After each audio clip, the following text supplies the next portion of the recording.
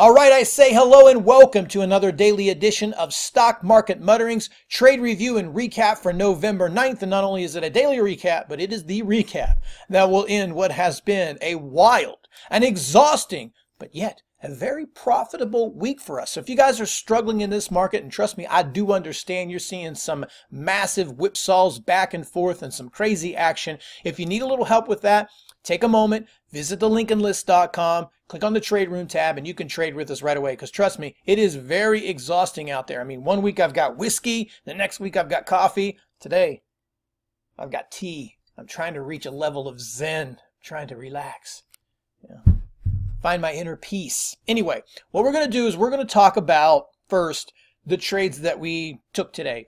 A lot of it was options for me, and I know a lot of you reached out to me and you asked, hey, do you trade options on a regular basis? And I never really buy options, like buy puts, buy calls, excuse me. I usually sell those for cash, and I'll show you what I'm talking about because it makes a really good strategy, especially in volatile markets like what we saw today. So I'll go over that for just a little bit. We'll talk about the trades, we'll talk about the week, and then we'll go ahead and move into talking a little bit about the market and what we can kind of expect. And I do have a few trades here for you I think can make you some money starting next week. So if you did see the sheet, you saw a few things on the list, like you saw NVDA and you saw Netflix.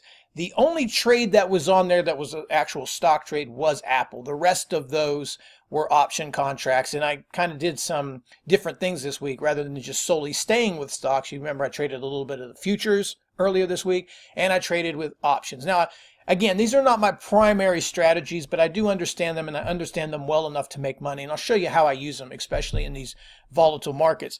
Now, there are a few of them that are not on the sheet because I've been accumulating these as the week has been progressing, in like ADSK, iRobot, and a little extra NVIDIA. I really stacked up pretty heavy on NVIDIA. So I'll show you what I'm looking at. One of the things sometimes is if you look at options, you can find some really nice premiums out there, and it can put you in a situation to either defend a trade that you're in or really just come up with some cash on something that you think you'd like to either buy or sell at a certain price. So I'm going to go with ADSK here first because iRobot was the exact same type of a trade. So once this rally had started, if you were watching the Mutterings, it was an enormously strong rally, the strongest of the year. I think we retraced about 10% of what we sold off. And I guess that's to be expected after the market gets hit so hard. So after this thing had gone about 6-7 days of green, I was just looking non-earnings related, non-bar related, just stocks that have been beaten up, that have made these large moves already. And I was looking to counter trend those. I mean, I probably should have done it on BABA, but I've been doing really well just with stocks on that. So ADSK is another one that I was looking at. And just the other day, as this thing was up here 2 days ago or something, I looked at the 50 moving average, and what I would say to myself is this, and here's how I want you guys to look at this. I can't say it's always going to work for you, but this is just, it works for me, and I can only share what I know, and hopefully it can add something to your toolkit. So in this case, I looked at it, and I didn't want to just be heavily short everything in terms of shares.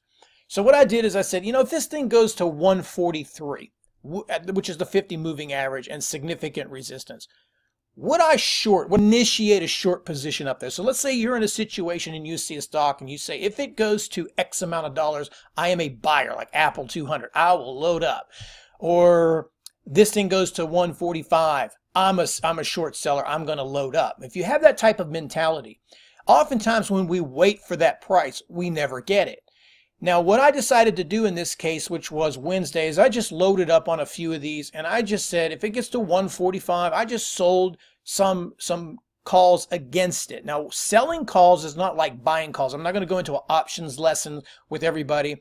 Just Google this stuff if you need a deep understanding. For the sake of time, I'm not going to explain it, but basically what it does is you collect the money. You're getting the cash right there. Now, if it hits that, you're going to be short from that level, or you're going to have to take the loss on whatever the premium is. The premium is on the option. But anyway, you sell it, you get the credit. Now, how this works is if you're really interested in owning something like that, it allows you to generate cash in your account and make money. And if it hits it, you can take the stock. And if it doesn't, you get to keep the money. I mean, that's normally a win-win situation. In this case, It could turn out nasty because something like this could go to 150, maybe 160. But I felt that was the play to make after 5 to 7 strong days in the market. I was looking to fade this move, and rather than trying to just top ticket, I just said, look, if it hits that, I'm in. And I just started selling premiums across the board on the call side, which means I'm short. And remember, you're buying a call, that means you want it to go up. But if you're selling a call, you actually want the stock to go down. And, you know, this worked out for me. So I got some premium on that one. If you look at iRobot, it was the same identical chart pattern, IRBT. And these are stocks I'm really familiar with. So you see, this one actually did trade up into it. I think I did 104s or 5s or something on this. I can't remember. I'm just recalling it. And, you know, as long as it stays under that premium, it's a win. Now, it's not just so much about that. Not only am I playing that angle, but one of the things with the option contracts is not only you're playing the price, but you're also playing the time. All of these were short-dated expirations, which was today on Friday. So I'm only going 2 days. So even if the stock price moves up to where my strike is, you know, where I got into the trade, I'll still benefit from time. So it's sort of this battle. That's one of the things that's challenging and sometimes very profitable when it comes to options is you have time that you have to deal with. So for example, if you buy a stock at 200, you can own it for the rest of your life. It will, and it stays at 200, it'll be 200. But options are also based on time. And that's sort of like a timing issue as well. We kind of figure out what we want to short, what we want to buy, and we factor in the time, and then we make the trade. That one worked out. You see how iRobot is, same kind of pattern, straight up V. Looking forward to hit either moving averages or previous resistance and start initiating short positions just right over there. And then relying that, hey, on Thursday and Friday, we probably won't see very much more up movement out of it. Even if it flags and goes sideways, we'll still profit. And that's exactly what happened on both of these. Just kind of went sideways. Today, the sell-off just kind of was icing on the cake. And I also did that for NVDA here too. And, you know, this thing is in somewhat of a downtrend now. It's starting to kind of re-rotate. So those were good. And that helped because it gave me a lot of premium there on Friday, and it really took the pressure off. I shouldn't say pressure, but it really put in a different, you know, I was already waking up to some good green, so I didn't really have to sweat it out on my individual day trades. Now, on that note, one of the things I've been experimenting with is things like trying to do these on a shorter time frame. Now, it can be somewhat of a different, you have to work on it a little bit to get your timing down right, but usually when you come into something like this, premiums are pretty good early in the morning. So as we see NVIDIA starting to break out, there was some really nice premiums down in the 195s, 197s, meaning that, you know, if the stock went down to 195, that you'd be long from that. And I felt once this rally started and the way the market was operating early, and, you know, there were a couple of pullbacks in the market, I should say.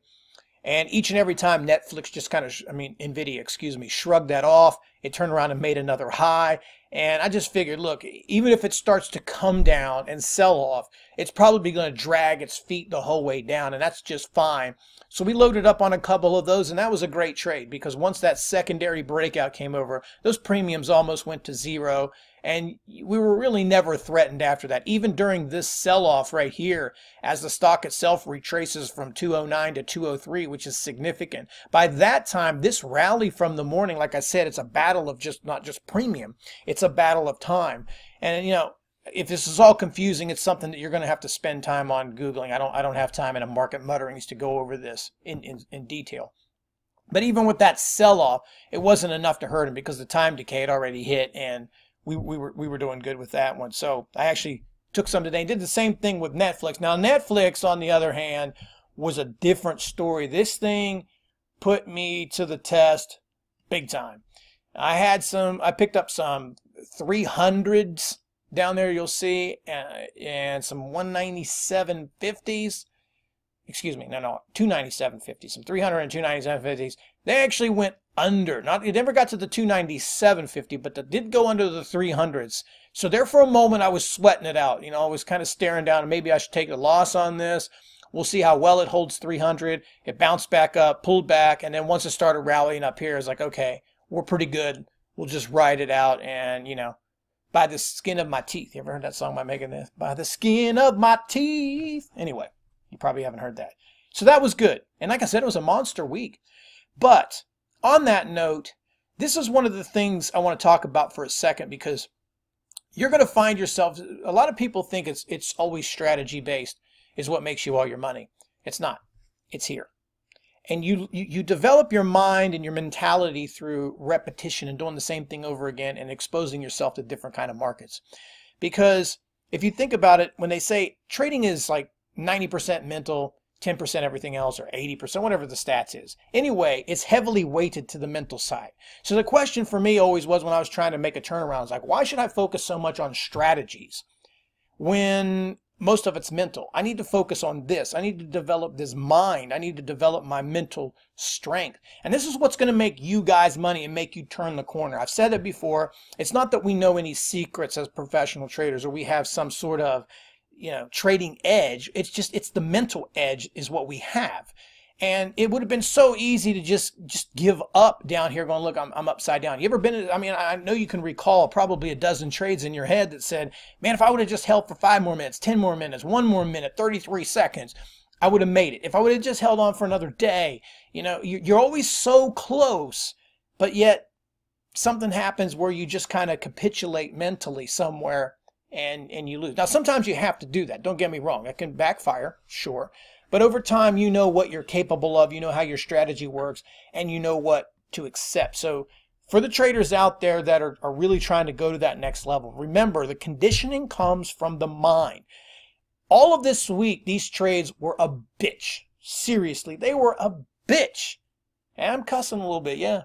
And because nothing just was easy. I think maybe yesterday you had a smooth day. Again, I hate using the word easy, but yesterday were some easy trades. They didn't jerk you around a little bit. But with this wild action, Monday, Tuesday, Wednesday, and Friday, 4 out of those 5 days, every single trade took some effort. Like it didn't work right away, or it kind of moved around a little bit. You had to kind of widen up your stop. You kind of had to just be patient, a little bit more patient. And when they're bouncing around that hard, it can be tough. It can be tough to be patient. So kind of remember that. It'll take you some time to develop, but the real money in this business is made right there. Right there. I know when you watch this, you're probably going, this nut job. How did he get mentally strong? I just know what I'm doing. I know what I'm doing when it comes to trading. So that was the week. Now let's move on. Let's talk about Monday. What are we going to do here Monday? I still think when you're looking at this market, this thing, 233 down today, is nothing. That's the 50 moving average here on the Dow where it got close to. Let's pull up the SPY. I think that's a little bit more relevant for what we're going to be talking about. It's right touching that 200 moving average. So now as we progress through the week, we're really going to have to watch that 276, I don't know the exact penny here, 276 and some change there. Just this 200 moving average here on the daily chart. Kind of snuck down there pretty close, so I would assume it's around 276 40s, 276 30s. Let's just say 276. Make it easy, 276. If it holds up 276, can solidify this 200 moving average, then maybe you start working back up between the 50. So right now, you're looking at the 50 to the top side, the 200 moving average to the downside as some reference points. If it stays up towards here, then you might see a little bit of a rally to come back up in here.